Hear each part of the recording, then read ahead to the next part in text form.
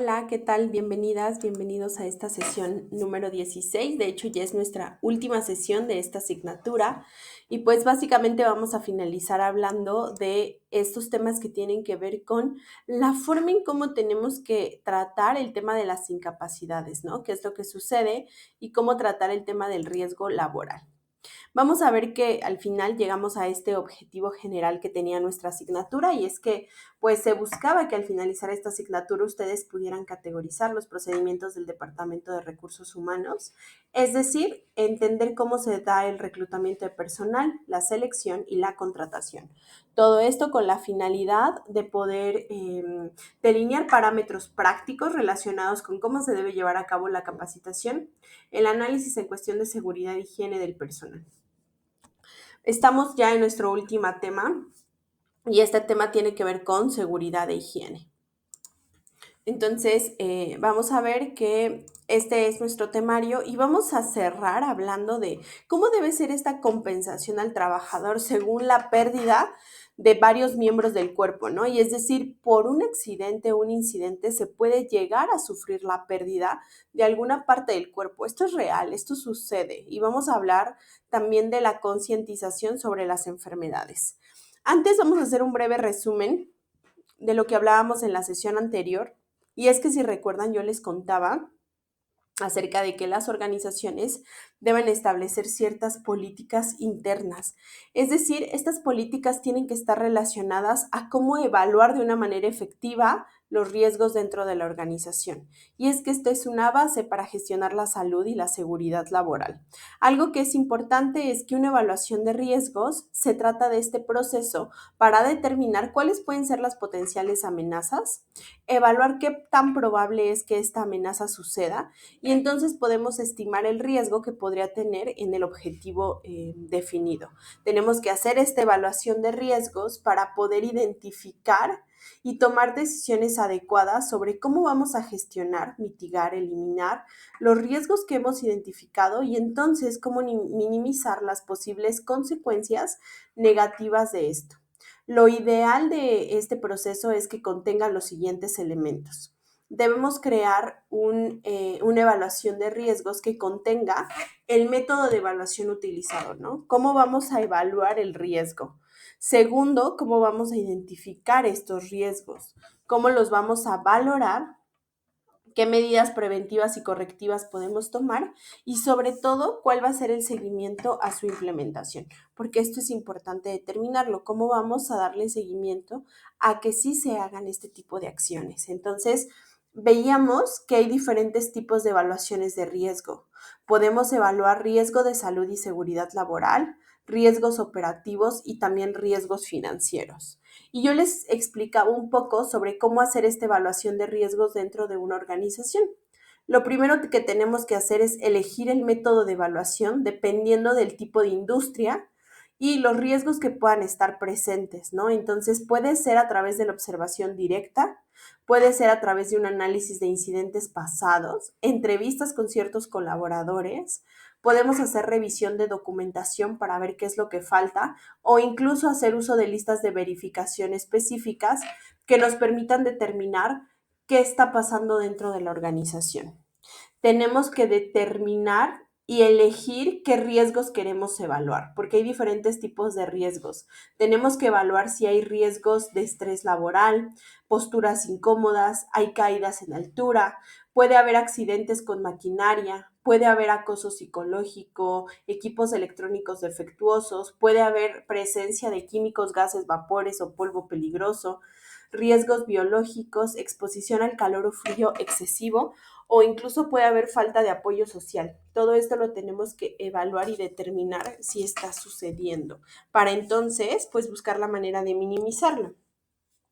Tenemos que valorar ese riesgo, ¿no? Ver si hay probabilidad alta, media o baja de que eso suceda y también tenemos que prevenir y corregir, ¿no? Es decir, hay que ver si el riesgo es trivial, es decir, es mínimo y no se requiere una acción específica o es intolerable, donde el trabajo no puede empezar o continuar sin que se haya reducido dicho riesgo. Eso es algo que se tiene que evaluar desde el inicio.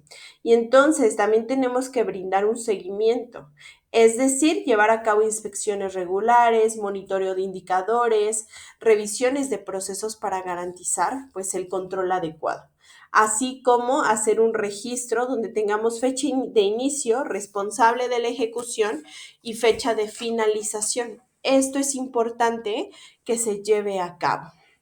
Vamos a ver también que existen diferentes tipos de riesgo dependiendo de la clase. Y yo les comentaba que el IMSS ha clasificado en 5 categorías la peligrosidad de las empresas.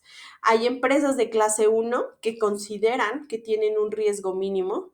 Hay empresas de clase 2 que contienen un riesgo bajo, hasta empresas de clase 5, donde el riesgo es máximo. Y mucho de esto es en la minería, en las cuestiones relacionadas con el petróleo, por ejemplo, donde se sabe que el riesgo es excesivamente alto debido a la actividad que hacen. Y pues hoy vamos a cerrar hablando de qué son estos riesgos laborales dentro de las organizaciones y que desafortunadamente esto sí nos puede llevar a que haya un accidente o incidente que culmine con la pérdida de alguna parte del cuerpo o alguna enfermedad severa. Y tenemos que identificar cómo lo vamos a trabajar. ¿Cómo podemos identificar un riesgo laboral? Pues existen diferentes métodos para que podamos identificar un riesgo. Y es que existen diferentes métodos, pero entre los más efectivos podemos hacer inspecciones de seguridad, que básicamente hablamos de recorridos planificados para detectar condiciones inseguras, ¿no? Estos recorridos planificados se trata de dar un recorrido por toda la organización, ir área por área, analizándola para ver si podemos quizá identificar algo que esté fuera de lo adecuado. Tenemos que hacer un análisis de las tareas, es decir, hacer un estudio detallado de qué procesos laborales podemos identificar que tienen riesgo, qué actividad que hacen los colaboradores es sumamente riesgosa. A lo mejor están operando una máquina, manejan un montacargas, estiban cajas, todo ese tipo de actividades, al final sabemos que puede traer un riesgo. Si una persona entra a una minería, si una persona trabaja en una plataforma de petróleo, si trabaja como técnico en CFE, por ejemplo, pues al final sabemos que su actividad es de riesgo. Pero si hay una persona en un banco, el riesgo podría parecer menor, o en una oficina, en un corporativo, sobre todo el riesgo es menor. Entonces tenemos que identificar esto. También tenemos que hacer una revisión de datos históricos, es decir, llevar a cabo un registro de qué accidentes o incidentes existen y cómo los podemos prevenir, o hace cuánto ocurrió un accidente y cómo podemos prevenir que vuelva a ocurrir, ¿no? Eso tenemos que también trabajarlo de alguna manera. Entonces, eso es importante. La participación de los trabajadores también es necesario. Se debe hacer de una manera regular ciertas encuestas o consultas directas donde se les pregunte si ellos consideran que podrían sufrir un accidente, si tienen miedo, si se sienten seguros, si tienen el equipo de protección pertinente. Todo ese tipo de cosas es importante que se determinen. ¿Para qué? Para que nos ayuden a identificar justamente cuál riesgo laboral puede existir. Entonces, esos son parte de los factores que se pueden identificar. También es importante que se lleven a cabo evaluaciones ergonómicas. La cuestión ergonómica, y que de hecho se los contaba cuando les hablaba de la NOM 036, yo les decía que puede ser por posturas incómodas, ¿no? Entonces, es importante que se haga un análisis de los factores que puedan llegar a causar lesiones a largo plazo. Por ejemplo, una persona que está mucho tiempo de pie, eso es algo que puede pasar, ¿no? A otro punto es monitoreo ambiental. podemos hacer mediciones técnicas de factores como el ruido, la iluminación y sustancias químicas. Se sabe que exceso de ruido puede generar problemas o enfermedades del oído, exceso de iluminación puede generar enfermedades de la vista o el contacto constante con sustancias químicas puede llegar a provocar una intoxicación. Entonces, ese es un punto importante a considerar. También tenemos que considerar llevar a cabo métodos predictivos. El uso de herramientas como análisis de modos y efectos de la falla, llamado AMEF, nos pueden ayudar a anticipar este tipo de problemas. Una AMEF es una herramienta que nos permite analizar de una manera preventiva lo que podría suceder, analizar el riesgo antes de que suceda. Entonces, esa es una parte importante para analizar de manera preventiva. Algo que también podemos hacer para evaluar un riesgo laboral es que tenemos que considerar todos estos factores. Uno, la naturaleza del peligro. Es decir, identificar de qué tipo de riesgo se trata. ¿Es un riesgo físico? ¿Es un riesgo químico? ¿Es un riesgo biológico? ¿Es un riesgo ergonómico? O ahora incluso ya tenemos riesgos psicosociales, ¿no? Entonces, tienen que identificar primero de qué tipo de riesgo se trata. Punto número 2, la severidad potencial, es decir, la magnitud del daño. Puede ser un daño simple o un daño muy alto. Otro punto que también debemos considerar es qué tan probable es que ocurra. Y en otra sesión yo les ponía el ejemplo de, a ver, el peligro puede ser que las escaleras no tienen barandal. La magnitud del daño de que alguien se caiga si no hay barandal, bueno, puede ser un daño importante. ¿Qué tan probable es que ocurra? Bueno, pues casi no pasan personas por ahí, entonces no es probable o es el paso constante de las personas. Es sumamente probable. Y el nivel de exposición se cuantifica la duración y la frecuencia con el factor de riesgo. ¿Cuánto tiempo expuesto a este factor se está? Y la población que esté expuesta. Es decir, se determina el número de trabajadores potencialmente afectadas. ¿Cuántas personas pasan por ese sitio todos los días? ¿Cuántas personas podrían caerse de las escaleras debido a que no tiene un barandal? Bueno, pues es menos, es mayor. Toda esta evaluación, naturaleza del peligro, severidad, probabilidad, nivel de exposición y la probabilidad de población expuesta es algo que se tiene que identificar. Algo que también tenemos que identificar es qué tan eficaz pueden ser las medidas de control que ya existen. Ya existen, por ejemplo, antiderrapantes, ¿no? En esas escaleras. Entonces, se evalúa si estas son suficientes o se tienen que evaluar nuevas opciones o nuevas formas. Entonces, eso es un punto importante a considerar. También el cumplimiento normativo. Se verifica la adherencia a las legislaciones y a los estándares de seguridad que puedan llegar a aplicar.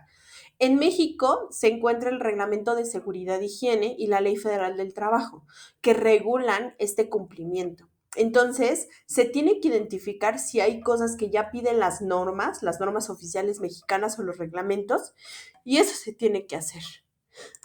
Después de analizar el tema de cumplimiento normativo, también tenemos que identificar los factores humanos, porque recuerden que yo les decía, hay condiciones inseguras y hay actos inseguros. Una condición está enfocada al entorno, pero un acto lo comete una persona. Entonces, tenemos que ver qué comportamientos y qué posibles errores hay en la interacción hombre-máquina. Y no precisamente tiene que ser tal cual hombre-máquina, porque puede ser en un restaurante, por ejemplo, el mesero versus la forma en cómo agarra la charola, o puede ser el cocinero versus cómo agarra los instrumentos o cómo utiliza la parrilla, o hombre-máquina, cómo el operador utiliza el montacargas, ¿no? Al final, ¿cómo se relaciona la persona con sus instrumentos de trabajo? Porque puede ser hasta en un escritorio. Podemos sufrir riesgo ergonómico. Por ejemplo, ¿qué pasa con las personas que pasamos mucho tiempo haciendo uso de la computadora? Al día de hoy ya no existen computadoras casi de escritorio, ya todos son laptop. ¿Qué pasa si esa laptop la tenemos a nivel del escritorio? Pues nuestra mirada siempre está hacia abajo.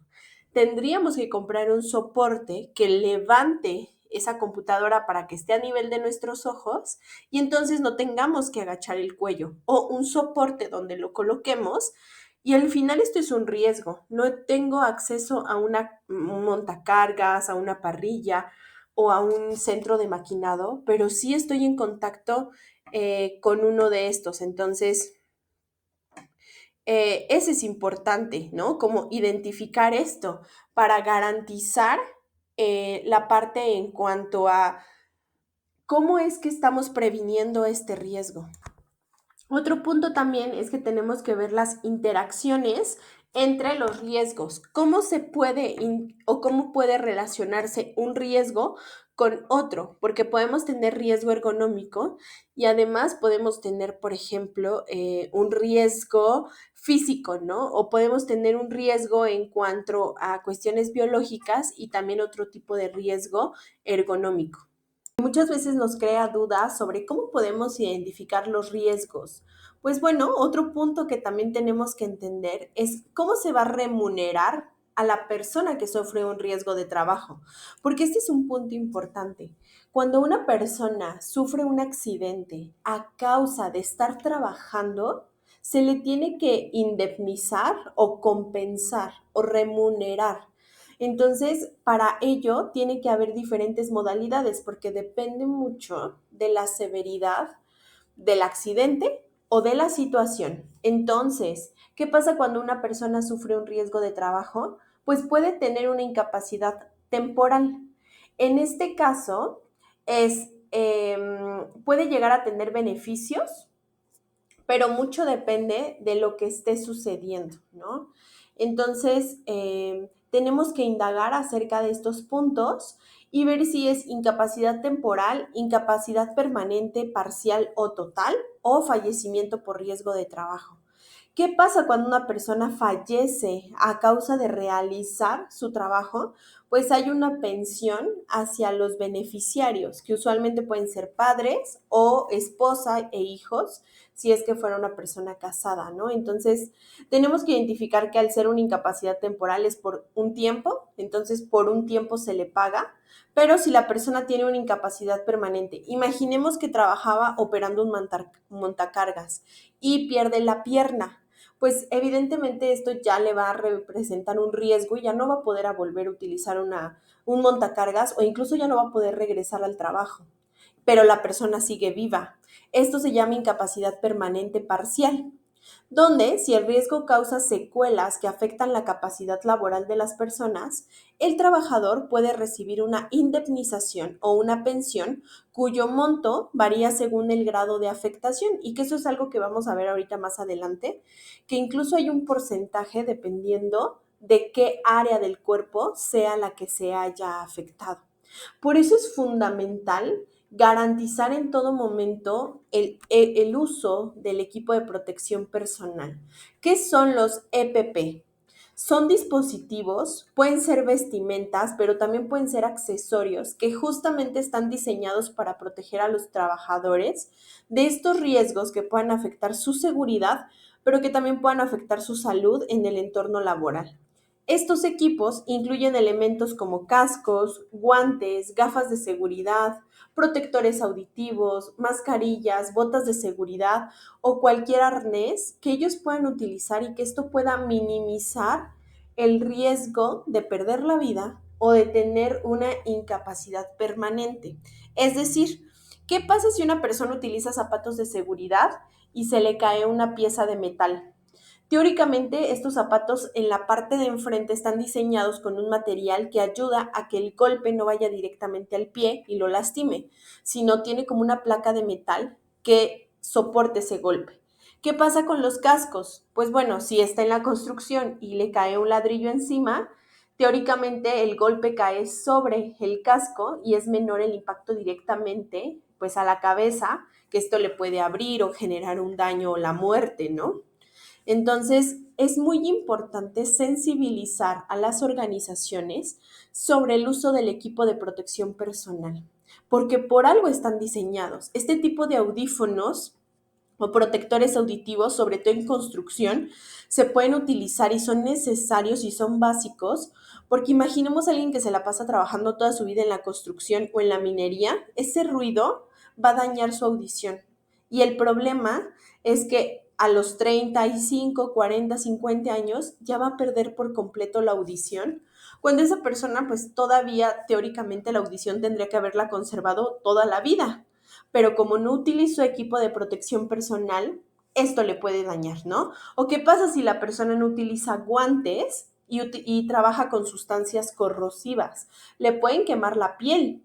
El uso del guante ayuda a que pues el ácido caiga directamente en esta vestimenta o en este accesorio y no penetre a la piel. Entonces, sí es importante sensibilizar porque desafortunadamente, por la naturaleza de muchas funciones, hay muchos sectores donde los colaboradores están expuestos a peligros tanto físicos como químicos y también riesgos biológicos. ¿Qué pasó con la pandemia, no? Con el COVID-19.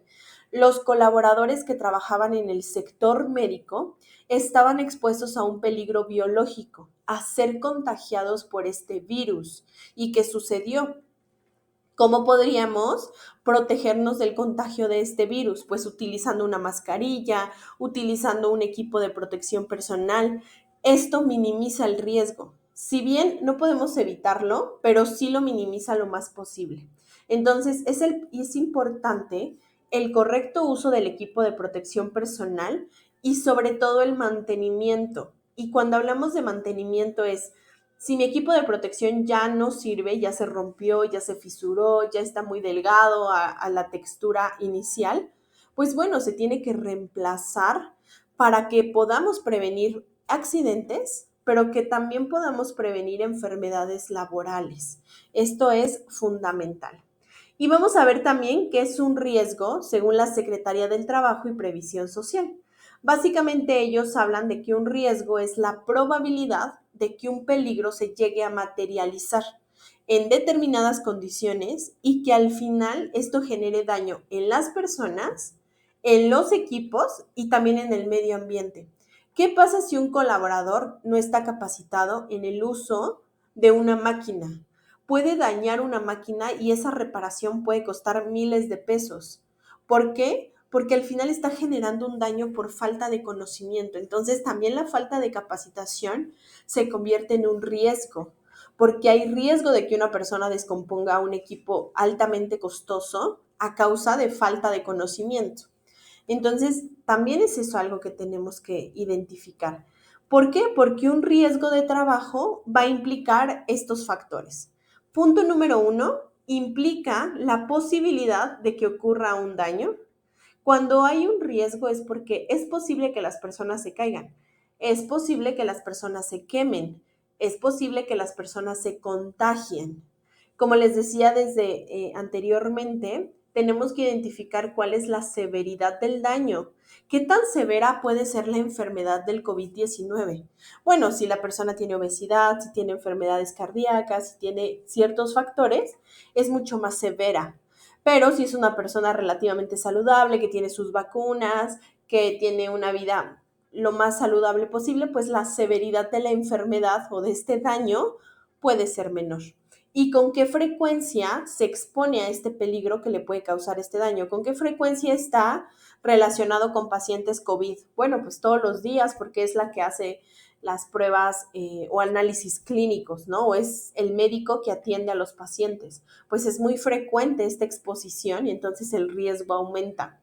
Así es como tenemos que hacer el análisis, ¿no? Y también hablábamos de que el número de trabajadores expuestos también se tiene que identificar y cuáles son las consecuencias que podrían derivarse para la salud y la seguridad de los trabajadores. ¿Cuál es la consecuencia de que el médico se enferme? Pues que puede contagiar al resto de médicos o al resto del personal. Y justo así es como empezó la pandemia, ¿no? De un contagio tras otro hasta que se magnificó a todo el mundo. Entonces, por eso es que tenemos que cuidar este punto. Y también vamos a identificar que no es lo mismo, y que en su otro momento ya lo hablaba con ustedes y les comentaba al respecto, que no es lo mismo un riesgo que un peligro. porque el peligro se convierte en una condición o característica que está intrínseca y que puede ser una lesión, una enfermedad, un daño a la propiedad o incluso la paralización de un proceso. Pero un riesgo es la combinación de la probabilidad con la consecuencia de no controlar este peligro, ¿no? Esta condición. Entonces, teniendo en cuenta esto, es que podemos tomar acción y podemos mejorar las formas en cómo nos relacionamos. Y vamos a ver también que hay dentro de la ley del IMSS, específicamente el artículo 41 de la ley del IMSS, nos establece que cuando un trabajador sufre un riesgo de trabajo y como consecuencia queda incapacitado temporalmente, es decir, por un periodo de tiempo, va a tener derecho a recibir el 100% de su salario base de cotización durante todo el tiempo que dure la incapacidad. Así sea un mes, 2 meses, 3 meses, un año. Durante todo ese tiempo, el colaborador tiene derecho a recibir el 100% de su sueldo. ¿Por qué? Porque al final sufrió el riesgo trabajando. Él estaba trabajando cuando sufrió este accidente y puede ser un accidente por negligencia, puede ser un accidente por falta de capacitación, porque las condiciones no eran las más óptimas, pero al final el accidente sucedió. Entonces, y al final la persona sufrió un daño. Entonces, tiene que pagarse el 100% de su sueldo. Este pago será cubierto por el seguro de riesgos del trabajo a partir del primer día de incapacidad y hasta que el trabajador se recupere o bien se dictamine una incapacidad permanente. ¿Quién es el seguro de riesgos de trabajo? El IMSS, el Instituto Mexicano del Seguro Social. La mayoría de las empresas están afiliadas al IMSS y ahí es directamente el IMSS quienes le paga a estos trabajadores a través de este seguro de riesgos de trabajo, ¿no? Que es como una subárea que tiene este instituto. ¿Y qué pasa? Hay dos posibilidades: que nuestro trabajador se recupere y regrese a trabajar, o que después de mucho tiempo no se recupere, ¿no? ¿Qué pasa cuando tienen un accidente grave, por ejemplo, en el brazo o en la pierna? Y ya después de esta fase se dan cuenta que ya pierde movilidad, que ya no puede regresar al trabajo. Entonces, ya se convierte en una incapacidad permanente, es decir, para toda la vida. Este artículo, el artículo 41, lo que hace es que garantiza que los trabajadores están protegidos por el IMSS, que reciben un ingreso completo porque no pueden desempeñar una actividad o sus funciones debido al accidente o a la enfermedad que sufrieron por trabajar, ¿no? Que ese es el punto importante. Oye, pero si yo me enfermé porque y en algún punto me pasó en una organización, ¿no? Una persona en un domingo se fue a jugar fútbol, no avisó a la empresa, bueno, se cayó, se lastimó el pie, pero el día lunes llegó a la empresa y presentó esta molestia y dentro de la empresa dijo que le había pasado el accidente, ¿no? Desafortunadamente, pues sí se le pagó el 100% del sueldo, pero después se indagó y al final esta persona sufrió un accidente, pero no a causa del trabajo, sino a causa de una actividad recreativa. Entonces son estos pequeños lagunas que a veces tiene como también la ley y que desafortunadamente pues sí se tiene que hacer toda una investigación para comprobar que el accidente sí fue con motivo o durante la jornada laboral. También tenemos al artículo 501, que este artículo 501 lo que nos dice es que los beneficiarios se dividen en los siguientes grupos dependiendo del orden de prioridad. Este artículo establece quiénes son los beneficiarios que son legales en caso del fallecimiento de un trabajador a causa de un riesgo de trabajo. Y estos son los beneficiarios que tienen derecho a recibir una indemnización correspondiente. Entonces, debido al fallecimiento de un familiar, debido a un accidente o incidente, se les tiene que indemnizar y ellos tienen que cobrar, ¿no? Es decir, si existen varios beneficiarios en el mismo nivel de prioridad, la indemnización se reparte entre ellos. Por ejemplo, los hijos, ¿no? Si tiene 3 hijos, pues bueno, la indemnización se reparte entre ellos. Y muchas veces es la madre y la esposa y algunas veces tienden a no ponerse de acuerdo, ¿no? Entonces, en caso de conflicto, pues son las autoridades laborales quienes determinan cómo se van a distribuir estos recursos debido al fallecimiento de un colaborador. ¿Quiénes pueden llegar a ser estos beneficiarios? Puede ser el cónyuge o concubino o concubina, siempre que haya vivido con el trabajador por lo menos 5 años o que tengan hijos en común, ¿no? Cuando es concubina, digo, cónyuge, pues a partir del primer día que se convierte en cónyuge, pero si es concubina, debieron haber pasado 5 años juntos o que tengan hijos. Hijos menores de 18 años o mayores de edad si no pueden mantenerse por sí mismos debido a una discapacidad. Ascendientes, es decir, padres o abuelos también pueden ser beneficiarios si es que dependían económicamente del trabajador o personas que dependían económicamente del trabajador si no hay familiares directos, ¿no? Porque esto también puede suceder. Y bueno, ahí es la autoridad quien hace toda una investigación para determinar quién o quiénes se van a tener cargo o se van a hacer cargo o van a recibir estos recursos o esta indemnización. Entonces, ahí es un tema, pues sí, un poco complicado a veces, porque muchas veces no hay este acuerdo, ¿no? O quieren que sea cierta persona, pero no puede. Entonces se convierte en un tema, pues a veces complicado de sobrellevar. Vamos a ver ahora cuáles son las compensaciones al trabajador según la pérdida de varios miembros del cuerpo. Y es que cuando una persona tiene un accidente o un incidente, puede perder alguna parte de su cuerpo o bien puede sufrir una enfermedad. Para eso existen diferentes tablas de indemnizaciones, así es como se llaman, que dependiendo de la pérdida es el porcentaje que se otorga a la familia. Entonces, cuando hay una incapacidad total permanente por accidente, es un estado absoluto e incurable de deficiencia mental que no permite que el asegurado realice ningún tipo de trabajo o ocupación por el resto de su vida. Entonces, ahí se paga un 100% del salario que percibía durante toda la vida del trabajador. Todo el tiempo se le está dando su sueldo. Cuando hay una fractura incurable de la columna vertebral que determine la invalidez total permanente, ¿no? ¿Qué pasa si alguien cae de un tercer piso, por ejemplo? Pues bueno, ahí se da una fractura incurable y se les tiene que dar el 100% del sueldo.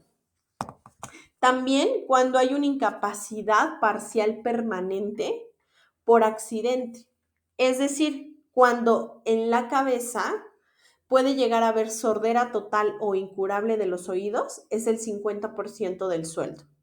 Cuando hay pérdida total de un ojo o reducción de la mitad de la visión normal de ambos ojos, hay un 40%. Cuando hay sordera total e incurable de un solo oído, es un 15%. Y cuando se tiene que llevar a cabo la extirpación de la mandíbula inferior, es un 50% del sueldo. ¿Durante cuánto tiempo? Pues durante todo el tiempo que viva esta persona, pero que ya no pueda trabajar, ¿no? También puede haber una incapacidad permanente por accidente de los miembros superiores, derechos o izquierdos. Entonces, va desde la pérdida total del miembro superior derecho o izquierdo, la pérdida total de la mano, la fractura o lesiones, rigidez del hombro, rigidez del codo, rigidez de la muñeca, pérdida total del pulgar, índice, dedo medio, pérdida total del anular o meñique, izquierdo o derecho, y hay un porcentaje que se le tiene que pagar al colaborador debido a la pérdida, ¿no? Entonces aquí están los porcentajes, el 24% de su sueldo, el 50% de su sueldo, hasta el 8%, ¿no? O el 6%, mucho depende de la zona y de la parte del cuerpo que se haya lastimado. También vamos a ver que hay la tabla de indemnizaciones dependiendo de si fueron los miembros inferiores, ¿no? Como miembro inferior derecho o izquierdo, pie, la pérdida del pie, cicatrización anormal de la fractura de fémur, fractura de rótula, lesiones en el pie, rigidez de la cadera, de la rodilla, del tobillo, acortamiento de un miembro o la pérdida total del dedo gordo del pie o la pérdida total de otros dedos del pie, por ejemplo, también hay un porcentaje que se le tiene que pagar al colaborador debido a la pérdida por estar llevando a cabo sus actividades laborales. ¿Quién determina esto? Pues justamente esta oficina que tiene que ver con riesgos laborales. Ellos hacen una determinación y en esa determinación evalúan cuál va a ser el porcentaje a pagar dependiendo de la parte del cuerpo, ¿no? Sin embargo, pues sí tenemos que tener ciertas consideraciones al respecto, ya que la pérdida de los falanges de los dedos será indemnizada como si se hubiera producido una amputación total o una rigidez, y la indemnización será igual a la mitad de la que correspondería por la pérdida del dedo entero, ¿no? Si se trata del pulgar, y la tercera parte por cada falange si se tratase de otros dedos, ¿no? Son estas consideraciones de qué pasa y qué pasa también si hay una combinación de incapacidades, que el accidente haya sido sumamente grave y haya perdido una parte de la mano, pero también el pie, pero también la cabeza. Pues por pérdida de varios miembros u órganos se sumarán los porcentajes correspondientes a cada miembro o a cada órgano perdido, sin que la indemnización total pueda exceder del 100%, ¿no? Que es la capacidad total orgánico funcional. O sea, lo máximo que se le puede sumar, bueno, pagar sumando todos los miembros perdidos tiene que ser un 100%, no hay más allá de ¿no? ¿Y qué pasa con las personas que son zurdas? En caso de constar que la solicitud que el asegurado ha declarado es ser zurdo, se convertirán estos porcentajes de la indemnización fijados para la pérdida de los miembros superiores, ¿no? Entonces, porque al final, pues para una persona zurda, esos miembros de su cuerpo son los que más utiliza, entonces se considera como si fueran superiores. Vamos a ver que dentro de esta tabla también se consideran los trastornos mentales, que incluye ya al día de hoy el síndrome cráneoencefálico tardío postconmocional, y que vamos a ver de qué trata. Vamos a ver que esta tabla de trastornos mentales también habla de aquellas cuestiones mentales que pueden llegar a suceder. Y es que se tiene que hacer la evaluación del trastorno mental, el trastorno afectivo como depresión, ansiedad o una cuestión mixta, si hay daños orgánicos, estrés postraumático o por lesión cerebral, o cuando la persona trabajadora pueda llegar a presentar trastorno depresivo, de ansiedad, de estrés postraumático, por lesión cerebral, o cualquier cuestión o síndrome de contusión cerebral, cualquier demencia, trastornos del habla, por ejemplo, donde se requiera tratamiento continuado permanente para mejorar o controlar esta sintomatología. Y es que los trastornos afectivos se valoran al menos a 6 meses de haber iniciado el tratamiento correspondiente, y los trastornos por lesión cerebral y trastornos del habla se evaluarán en cuanto se determine la secuela, ¿no? Y hay varias tablas que nos hablan acerca de esto. Vamos a ver que hay diferentes categorías o clases.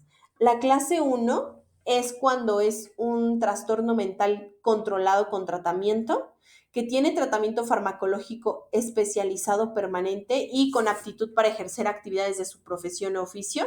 Se evalúa el 10% del sueldo.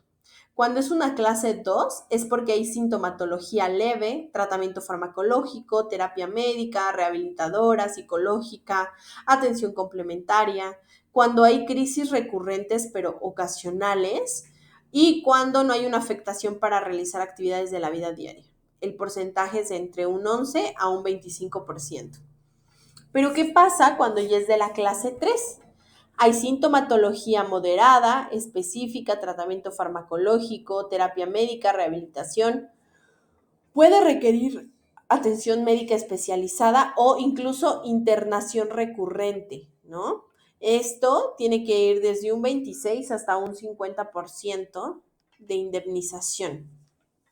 Y bueno, pues básicamente con todo esto lo que podemos ver es que también podemos llegar hasta la clase 4 y la clase 5 y 6, donde ya en la clase 5, en la clase 6 ya es un 100% de indemnización porque ya hay ausencia de respuesta a los tratamientos, hay internamientos recurrentes mayores a una semana, sin aptitud para ejercer actividades remuneradas y ya depende de otra persona, ¿no? Los trastornos mentales pueden llevar hasta este punto. Entonces se tiene que evaluar toda esta sintomatología para evaluar hasta dónde se puede determinar. Vamos a hablar también que otra de las causas o enfermedades laborales tiene que ver con el burnout, endometriosis y el COVID-19. Hoy en día estas enfermedades ya son oficialmente enfermedades de trabajo. Y es que la Secretaría del Trabajo y Previsión Social lo que hizo es que promulgó la reforma con la que se actualiza la tabla de los padecimientos laborales y ya se reconocen al día de hoy 88 nuevas enfermedades. Con esto, lo que se hizo es que se inició la cuenta regresiva para que la Secretaría de Trabajo publique el catálogo de cédulas de evaluación para facilitar este diagnóstico. La actualización de las tablas de enfermedades entró en vigor desde diciembre del 2023 y con ello oficialmente enfermedades como el estrés laboral, la endometriosis e incluso el COVID-19 hoy en día ya son reconocidas como padecimientos que se pueden desarrollar a causa del trabajo. Y qué importante que se visualice sobre todo el estrés laboral, porque antes había mucho estigma al respecto, ¿no? Como de si tenías estrés, pues te tenías que aguantar, no pasaba nada, pero hoy en día se le da mayor visualización. Y bueno, pues esta visibilización, hacer visible que el estrés también puede generar una enfermedad ayuda mucho a entender y tratarlo, ¿no? Entonces, lo que pasó es que con la publicación del Diario Oficial de la Federación de la reforma de los artículos 513, 14 y 515 de la Ley Federal del Trabajo, lo que se hizo es que se actualizó esta lista de padecimientos laborales, ya que al día de hoy los trastornos mentales ya son reconocidos por primera vez en México como una enfermedad de trabajo. Antes se creía que estos pues se daban por situaciones aisladas, pero hoy en día sabemos que ya podemos tener trastornos mentales a causa del trabajo, porque está sucediendo. Entonces, el reconocimiento del estrés, de la depresión, del insomnio y de la ansiedad como enfermedades que se pueden desarrollar en el ambiente o en condiciones de trabajo, cierra mucho el círculo normativo de la NOM 035, que si recuerdan esta norma ya la hemos visto en clases pasadas, hace 2 sesiones, donde yo les platicaba de qué es esta norma oficial mexicana que habla de los riesgos psicosociales, ¿no? A causa de nuestro trabajo podemos tener todo este tipo de trastornos mentales. Qué importante visibilizarlos. Y bueno, según la lista de nuevos padecimientos laborales, estrés, ansiedad, depresión y el trastorno no orgánico del ciclo del sueño y vigilia ya son patologías que se pueden desarrollar en mayor medida en empleados que están en ciertos sectores. Hay ciertos sectores que son mucho más propensos a tener estas enfermedades. ¿Qué sectores? Principalmente el sector de la salud, la educación, el transporte, sectores donde tienen que atender a usuarios, seguridad pública y privada, las Fuerzas Armadas, las profesiones o los sectores que se dedican a la atención de desastres y urgencias, el comercio, el sector industrial, los servicios bancarios y financieros. Y como ustedes pueden ver, pues prácticamente son todos los sectores en los que la mayoría de las personas nos encontramos, ¿no? Trabajamos en estos sectores. Entonces, cualquiera estamos propensos a tener una enfermedad debido al trabajo que nos encontramos. Entonces, el estrés laboral al día de hoy ya es el riesgo psicosocial más común en el mundo del trabajo y el más global de todos, ¿no? El que está alrededor de todo el mundo prácticamente. Entonces, el estrés es probable que sea el riesgo psicosocial laboral más global de todos, porque actúa como una respuesta general ante factores psicosociales del mundo del trabajo. Es un estado de agotamiento del organismo donde se dificulta de forma muy importante sus respuestas funcionales y adaptativas.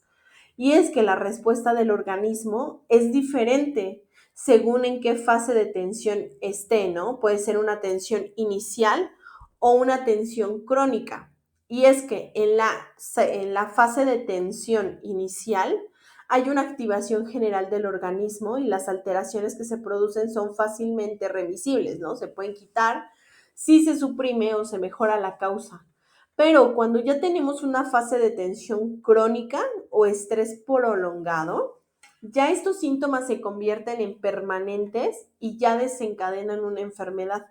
Y muchas veces pueden desencadenar una enfermedad física, que ese es uno de los temas, ¿no? Y que se tiene que, pues en su momento, trabajar. Y algo que pasa es que hay principales factores o estresantes o estresores que pueden provocar el estrés laboral. Un punto importante a considerar es que las demandas de trabajo se conciben como la referencia a todo tipo de exigencias y características del trabajo y de la organización, y que esto puede desencadenar a factores del estrés. Estos, entre los estresores exteriores, podemos destacar la sobrecarga de trabajo. ¿Qué pasa cuando el volumen, la magnitud y la complejidad de las tareas y el tiempo disponible para realizarla está por encima de la capacidad del trabajador para responder? Cuando hay una sobrecarga, las personas tienden a tener estrés y no pueden con ella. Cuando hay una subcarga de trabajo, es decir, el volumen de trabajo está muy por debajo del necesario para que entonces haya un nivel mínimo de activación. Es decir, ¿qué pasa con las personas que tienen casi nada de trabajo? Ese aburrimiento, esa fatiga por no trabajar, eso también es un estresor. Infrautilización de habilidades, ¿no? Cuando las habilidades de la tarea están por debajo de la capacidad profesional del trabajador. Cuando siente que tiene muchas más capacidades para el tipo de actividades que está realizando. La repetitividad. Cuando no existe una gran variedad de tareas a realizar, cuando las actividades son sumamente monótonas y rutinarias o hay ciclos repetidos en muy poco tiempo. Esta repetitividad puede generar estrés laboral o puede convertirse en estresores. El ritmo de trabajo también, ¿no? Cuando no existe el tiempo de realización está marcado por ciertos requerimientos que se tienen que cumplir, ¿no? Hay mucha presión, hay poca autonomía, no puede adelantar ni atrasar su trabajo, ¿no? Solamente hay como un tiempo muy marcado o muy específico, y la ambigüedad del rol, cuando existe información inadecuada a la persona trabajadora sobre cuáles son las funciones que tiene que llevar a cabo. Entonces, estos son los principales factores o estresores que al final, si se mantienen constantes, pueden provocar estrés laboral. Entonces, tenemos que cuidar e identificar cuando estos factores están presentes. ¿Por qué? Porque tenemos que, uno, ver cómo lo podemos prevenir, ¿no? Cómo prevenir el estrés en el trabajo. Tenemos que cuidar y garantizar estas técnicas de la prevención del estrés, ¿no? Que se pueden clasificar en cuestiones técnicas generales, ¿no? Que tienen el objetivo de incrementar en el individuo una serie de recursos personales de carácter genérico para hacer frente al estrés. Pero también pueden ser cuestiones cognitivas, que la finalidad sería cambiar la forma de ver la situación, la percepción, la interpretación y la evaluación del problema y de los recursos propios, ¿no? Que pueda ver de manera distinta lo que le está sucediendo. Puede ser también desde un punto de vista de técnicas fisiológicas, encaminadas a reducir la activación fisiológica y el malestar emocional y físico consiguiente. Que mucho esto tiene que ver con una alimentación distinta, ejercicio, meditación o conductuales, ¿no? Que tiene que ser con el fin de promover conductas adaptativas y dotar al individuo de una serie de estrategias que le ayuden a modificar su comportamiento y que le ayuden a afrontar el problema. Entonces, a partir de estas técnicas que se pueden llevar a cabo dentro de los centros de trabajo, se puede mejorar este aspecto. Vamos a ver que hay diferentes formas, que son sobre todo las principales, en las que se manifiesta el estrés laboral. Dos son de las formas más principales de estrés, que es el estrés crónico y el estrés temporal. Tanto uno como otro tienen marcadas consecuencias en la salud porque al final tienen un resultado en el agotamiento del organismo debido a la respuesta de estar constantemente teniendo que solucionar problemas o amenazas, ¿no? Porque el cuerpo considera que esas situaciones están siendo una amenaza. Y es que al día de hoy también se ha reconocido ciertas modalidades complementarias que tienen mucho que ver con la intensidad de la respuesta. ¿Por qué? Porque la respuesta de estrés agudo, debida a la intensidad del problema y al esfuerzo que debe hacer el organismo para responder a ello, tiene que ver también con la respuesta de estrés postraumático en la que mantiene o incluso se amplía la respuesta, ¿no? Todas estas formas pues tienen una correspondencia en el marco laboral. Aquí es fundamental identificar la necesidad de una intervención para poder lidiar con esta situación y modificarse. Entonces, en ocasiones resulta muy difícil o casi imposible eliminar estas fuentes de estrés, ¿no? Y el origen, porque al final el origen es el trabajo. Es por eso que se tienen que afrontar y dotar de habilidades para controlar las experiencias y consecuencias que da el estrés.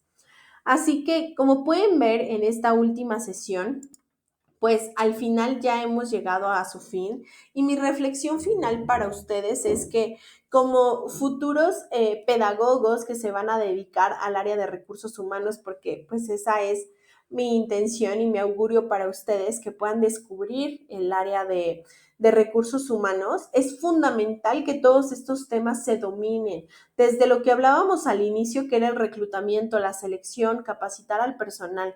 Y este punto fundamental de cómo garantizar las medidas de seguridad e higiene, cómo mantener ambientes saludables en todos sentidos. Entonces, es importante que esta materia ustedes la puedan ver como este puente que les permita mejorar la forma en cómo en su momento van a llegar al ámbito laboral. Espero que esta materia haya sido de mucho interés para ustedes, que las actividades y las propuestas que yo les haya compartido pues les hayan servido para tener un acercamiento mayor a esta área. Les deseo mucho éxito, agradezco su tiempo y su atención a esta materia y pues les deseo mucho éxito en los siguientes bloques para que pues podamos entender y sobre todo que ustedes se puedan sensibilizar sobre el papel que tienen. Así que pues mucho gusto y hasta luego.